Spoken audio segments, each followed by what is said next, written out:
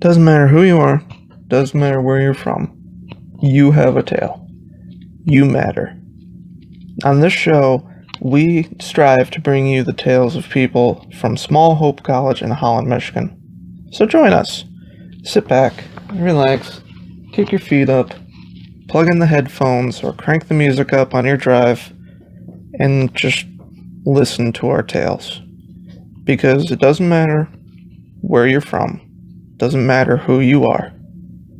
You have a tale, and you deserve to be heard.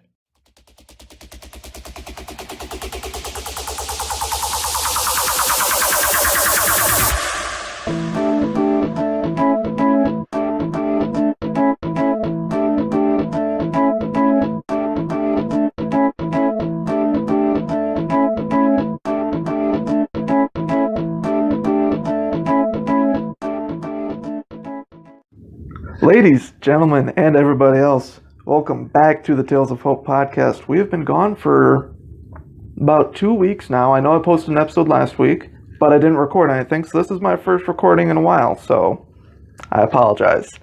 My name is Nick McNamara. If you have been listening to the show for a while, you know that I'm a janitor here at Hope. If you haven't been listening, now you know that I'm a janitor at Hope. Welcome to the show. For those of you who are tuning in for the first time, basically, this show is I talk with people from Hope College, students, faculty, staff, alumni. Maybe I'll branch into some people from Holland or wherever who have had an impact on Hope. Not sure yet, still figuring that out. And I talk about their life. Sit down with them, we just chat and learn who they are. Also, talk about the buildings on campus. So far, I've done the library, which we're recording from right now, and the chapel. But before I introduce our guest, I have to do the basics of where you can find us on social media. We are all over the place. Facebook, you can find us if you just search Tales of Hope Podcast. Instagram and Twitter at Tales of Hope Pod. All these places, the image or the icon, the profile picture, whatever it's called, it'll be the exact same. Just look for the blue and orange. YouTube, just search Tales of Hope Podcast. Anchor, you can go to anchor.fm/Tales of Hope, or on their app, you can just search Tales of Hope. Through Anchor, you can find us on many different sites, such as Spotify or Apple Podcasts, or my favorite, Castbox. And if you feel so inclined, you can email the show at storiesofhopepod@gmail.com if you would like to talk to me about the show, come on the show, if you have criticism, if you just, whatever you want to say about the show, email me.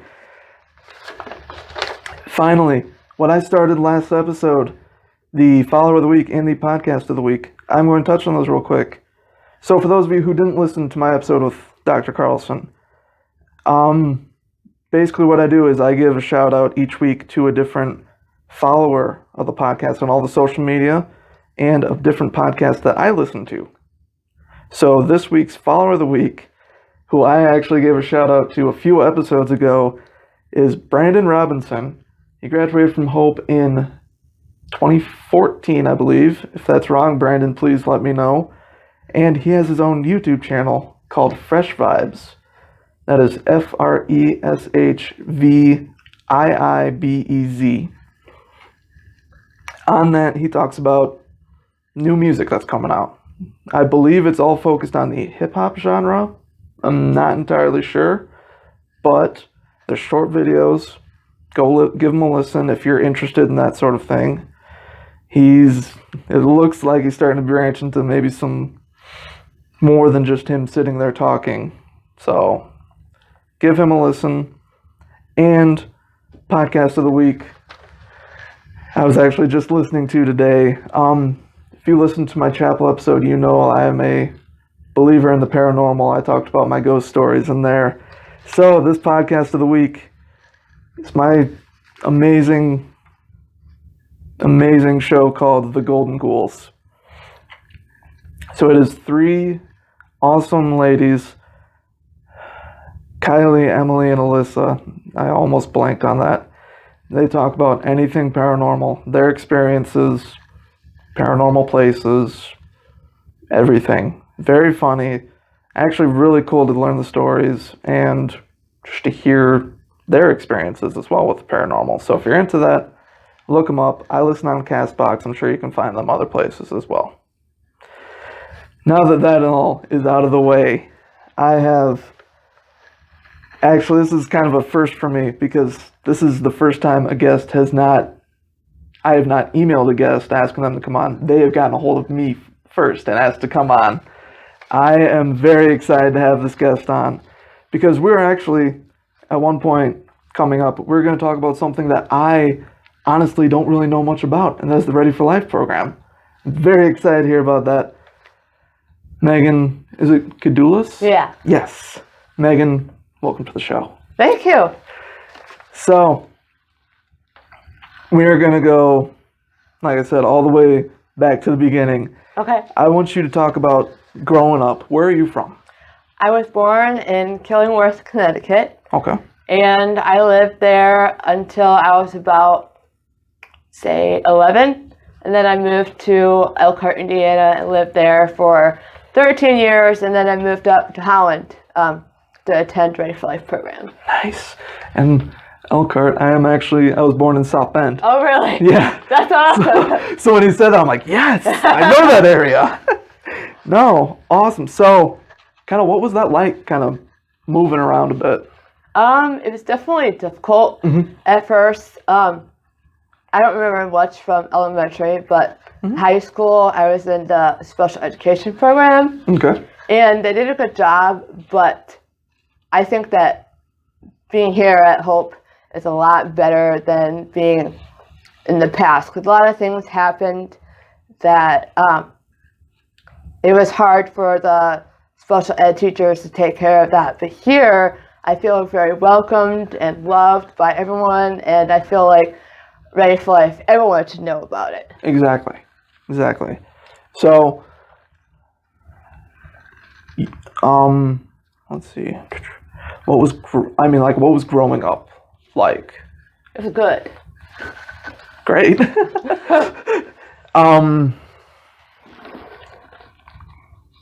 Yeah, so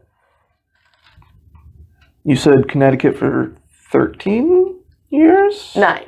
9, sorry. So that would have been through elementary, some of elementary. What was it like out there in Connecticut versus like here? Right. And so in Connecticut, they have a lot of different programs.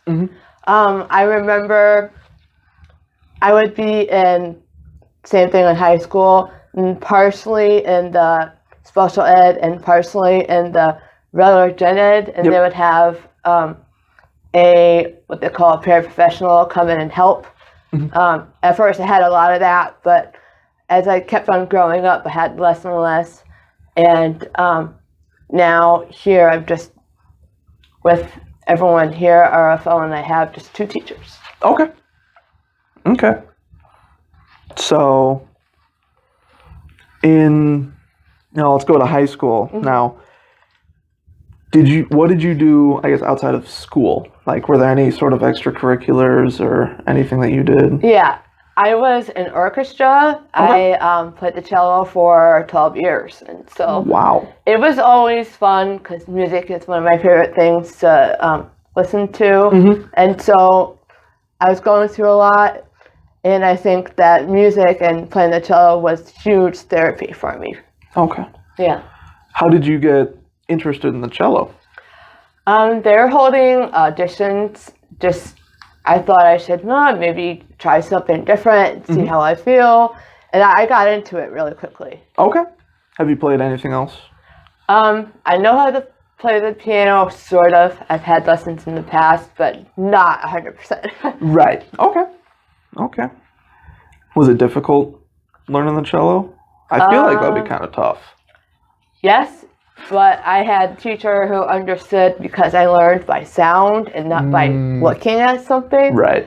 I would have special lessons, and then I used the Suzuki Piano School It teaches you, instead of learning on the bar the notes, you listen and tune your instrument within that way. So it's a whole different way of learning. Right, exactly. Yeah. That's really cool. Yeah. Wow. I've got to see it, and I've got to be able to look at it and everything. Because for me, I'm not musically inclined in any way, so it's like I can't differentiate. You know, I can't tell the different notes. So, yeah. But no, that's really cool. How did you hear about Hope? So a prior student, his name is Curtis. Yes. Cunningham. Yep. He graduated from Ready for Life, and I have the same disability as him, so we grew up together. Okay. Sort of. And his mom was talking to my mom about Ready for Life, and then I said, oh, okay, maybe I should just move and get away from Indiana a little bit. Mm-hmm. And it turns out 4 years later, I'm graduating soon. It's a great program. Awesome. Yeah. Okay, so yeah, you're a senior. Mm-hmm. What has your time at Hope been like since it's coming to an end now? It's been marvelous. I wouldn't have it any other way. Oh, yeah. I say that because back in high school, I used to get bullied a lot, and there was a lot of emotional and physical pain. Mm-hmm. But coming here, like, all my walls that I had were broken down, and I accepted Christ when I was a freshman. Nice. And so it's a beautiful place, and after I leave, I'll never forget everything that I've gone through. Right. Well, okay, talk about, freshman year when you said you accepted Christ. Talk about your faith journey. Right. And so before coming to the Right for Life program here at Hope, I was a lost, angry individual, I'd say. I sort of believed in Christ, but in the past, all the things that have happened with bullying and emotional stuff, I never sort of believed that he was real. But when I came to Hope, there was a young lady, I forget her name, but she talked to me about Jesus and God, and I'm like, oh, okay, I might think about it.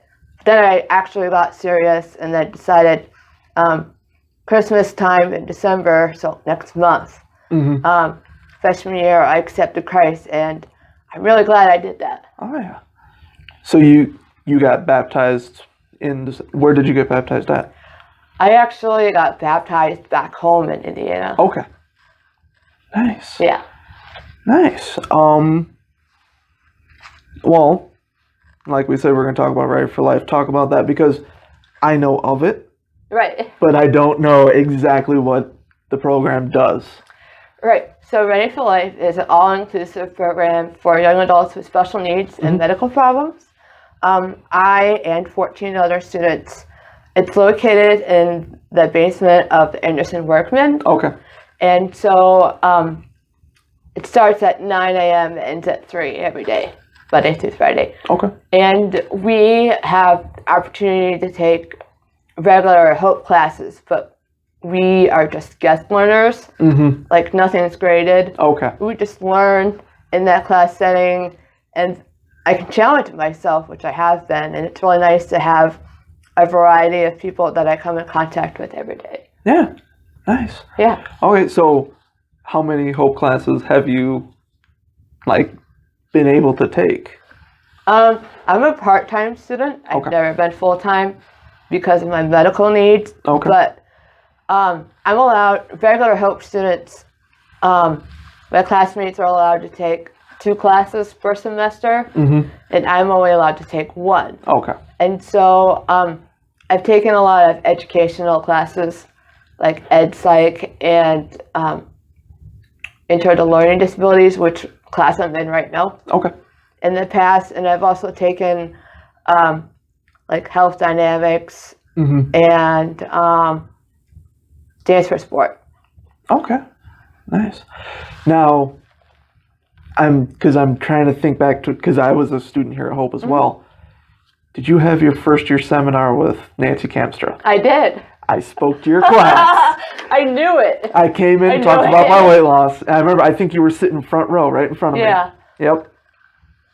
Because when you commented on the Facebook post, I wanted to, click on the picture, see if I recognized you. Right. And I saw it. I'm like, I know her. Oh, so, okay.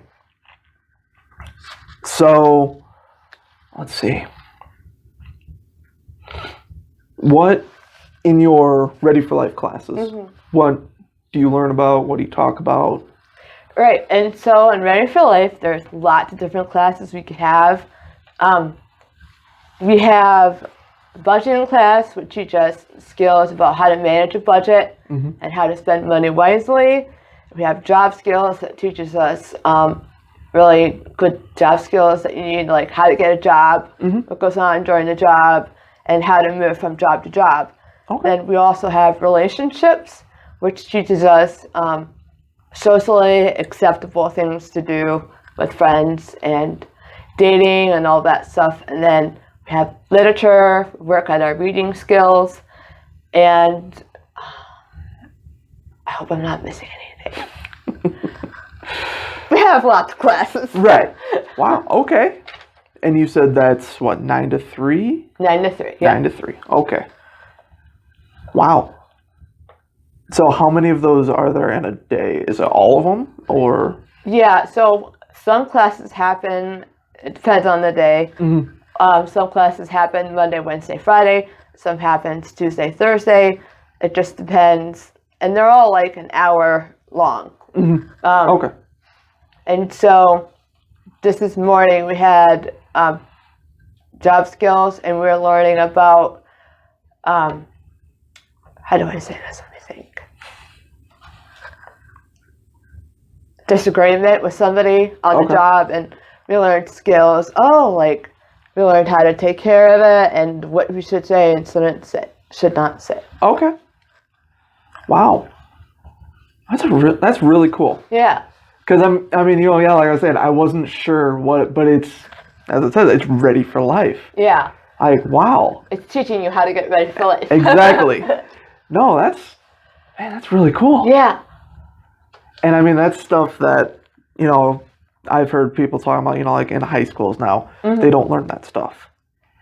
And so it's like, that's awesome that you're able to learn it. Yeah. And it's like, I'm sure you've been able to kind of pass some of that on to your friends who aren't in the class. Right. Wow. No, yeah, that's, well, I'm glad we were able to talk about that. Because, no, that's awesome. So, okay, do you have an idea of what you want to do after you graduate? As of right now, I am planning on living in Holland for a couple more years. I don't know how long, but I work on the north side of town at a grocery store. Okay. So I do have a job. I will be working definitely, and we're thinking of possibly the Friendship House. Okay, yep. I'm not really sure about that yet, but I can see myself working and volunteering at the hospital too, because I have a big people passion. Nice. So I guess, yeah, if there was like a certain job field that you wanted to get into, it would be something with people. Yeah. Okay. Nice. And now would that be, because you were saying you were taking some education, or like in some education classes, would it be something in the education field or? Probably, yeah. Okay.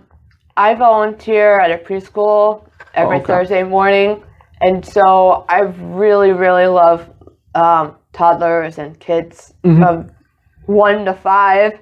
They're easy to take care of.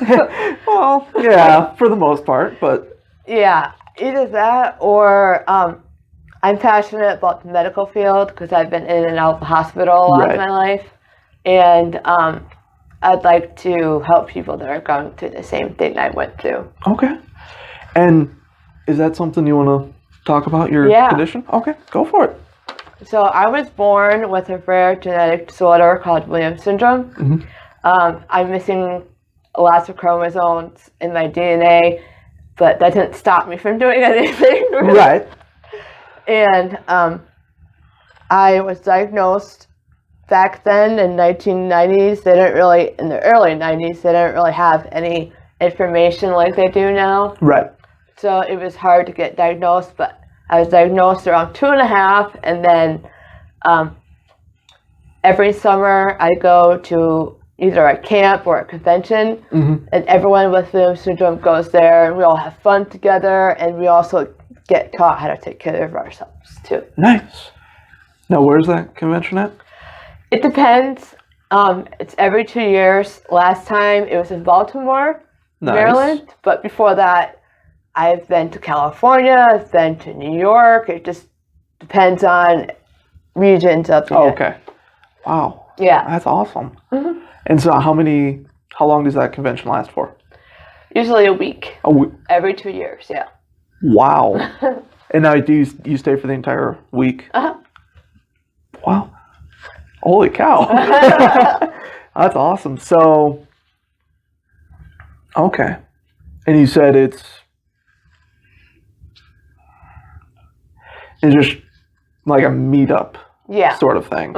Okay. Do they have other speakers, other stuff like that? Okay. They have speakers come in and talk to us, and the parents, they can go to seminars and learn about how to take care of our medical needs and like financial stuff.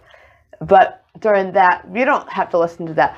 We can go, like we went out on a boat and we got to see a show, and I'm just immersing myself with all my friends because I feel like they understand me more. Right. And they're like, RFL and Hope is like family, but they're like more like family because they will understand each other. Exactly. Oh, that's really cool. Yeah. Huh. Okay. So, we talked about a little bit after college. Trying to think. Well, I guess, it was difficult for me because you're the second student that I've had on. So my notes that I have here are kind of geared towards the faculty, the staff. Yeah. So it's like I'm trying to think of, I guess, what do you want to accomplish in your life? Ooh, good question. There we go. Now you got me thinking. That's what we do on the show. Like I said, I'm passionate about people. I think that since Williams syndrome is a rare disorder, that I'd like to go out and do public speaking and talk about it and help people get educated so that they can help other people down the line take better care of people with special needs. It's a thing often ignored. Right. Exactly. Okay. And so, okay. What I had asked the last student, and this is kind of one thing that, I think everyone, not just students, but like all of us should be thinking about. 2 parts. 5 years down the road, what do you see yourself doing? I see myself having a job, but also I like to make stuff with my hands, and so having like my own business would be nice. Okay. Yeah, I like homemade products. I make a lot of them myself. And then, of course, public speaking and teaching in preschool. Okay. What kind of things do you make? I like to make soap and handmade bath bombs, and it's more girly stuff. No, but no, that's cool. Because Yeah. I've always heard people talking about making their own soap. So I guess what goes into that? So soap is lots of things that go into soap, and I haven't really experienced that before. But bath bomb, usually you can find that stuff in the kitchen, like baking soda, Okay. Epsom salt, and cream of tartar. I know people put that in their food too. Lots of natural chemical-free stuff because chemicals isn't really healthy for you. No. Okay. Yeah, I guess I've never known what went into a bath. I mean, I've never used a bath bomb myself, but like I've always wondered what went into it. So that's actually that's really cool. How did you get into that? I was little, and everyone knows about Lush, Lush Cosmetics. It's all over the place. I got a bath bomb from that, and I was like, wow, I want to make my own. And then I went online and learned how, like, all the recipes. I have a huge book at my house. Nice. I should have bought it. But anyway. No, that's wow. Because I've always heard people talking about making their own soaps, but I've never heard anyone say they made their own bath bombs. Yeah. And I always thought that was more of a complicated process, but so few ingredients and easy to find. That's really cool. Coconut oil is huge. Shea butter is huge. You can find that stuff in the stores. Right. Oh yeah. Wow. Okay. And now, all right. So that's 5 years down the road. What about 10? I see myself married, and I see myself possibly having kids. I don't know. That's a discussion for later. Yeah. But yeah, I'd love to have a family of my own, and I'd like to still be doing public speaking and making my own things. By then, I'll be in my late 30s, early 40s. So. Wow. Yeah. Okay. Well, okay then.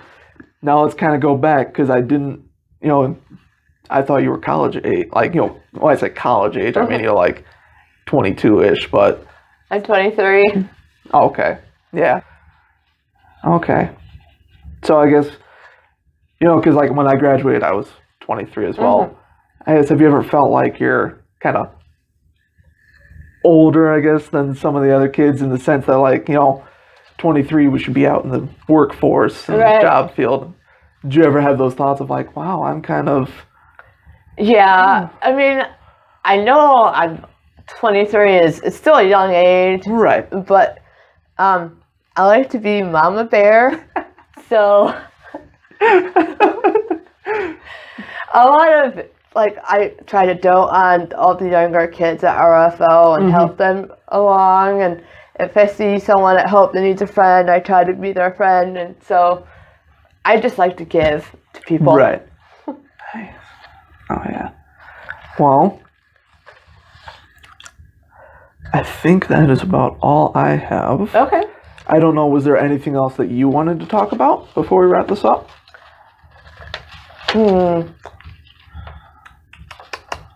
I do know in April, many months down the road, but we have our Ready for Life Chapel. Yes. Once a year. And I know I'm definitely going to be speaking about hope and the impact it left on me. So I'm looking forward to that. Yeah. What day, do you know what day that is?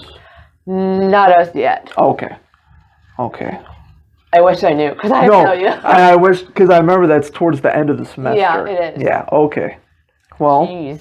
Yeah, I know. Well, everyone listening, if you are in Holland at that time, like we're saying, end of April, I'm not sure if, I know we can see who's coming up speaking in chapel and what's going on. I don't know if anyone outside of Hope could see that, because I know that's on In Hope, which we can access. I think there's a website for chapel. I think you're right. I've been on it a few times because I like to listen to the music. Yeah. Okay, well, yeah, all right. Let's say that. Go to hope.edu. There's a search bar. If you search, I guess I would say search chapel. That should take you to the campus. Search campus ministries. There we go. That'll take you to the campus ministries site. That should have a calendar of chapel dates, who's speaking, if there's a special event going on during chapel. Keep an eye on that. Make sure that you go when the Ready for Life Chapel is going, because I've been to that for a few years, and it's cool to see you guys up there. And because, I mean, we see you guys walking around everywhere, but we're not interacting with you. Yeah. And so it's kind of cool to be like, oh, I've seen that person up there. I've seen you multiple times walking around campus. And so I'll be like, oh yeah, I've seen her. I know her. But so keep an eye out. Maybe if I need to look into that, and if I see the date, I will post it on social media. Let's do that. So keep an eye on social media, or if you decide not to follow social media pages, whatever, keep an eye out yourself. Hope.edu, search campus ministries, find the calendar there. Before we wrap this thing up, I want you to do two things for me. Okay. I have every guest write a letter to their younger self. Ooh. Just, short, couple points, but just what would you want your younger self to know that you know now?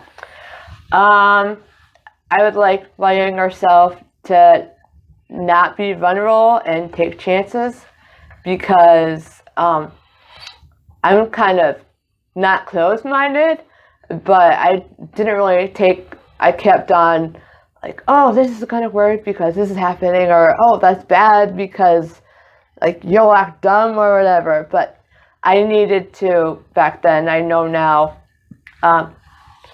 Take a chance, and I wish that I accepted God earlier in my life. Mm-hmm. I think that would have been beneficial. And lastly, I think just believe in myself, because I didn't have the belief that I had now. Right. Oh, yeah. Some good points. Mm-hmm. And finally, I want you, looking at everything that's going on in your life, I want you, just up to this point, rate it from between 1 and 5.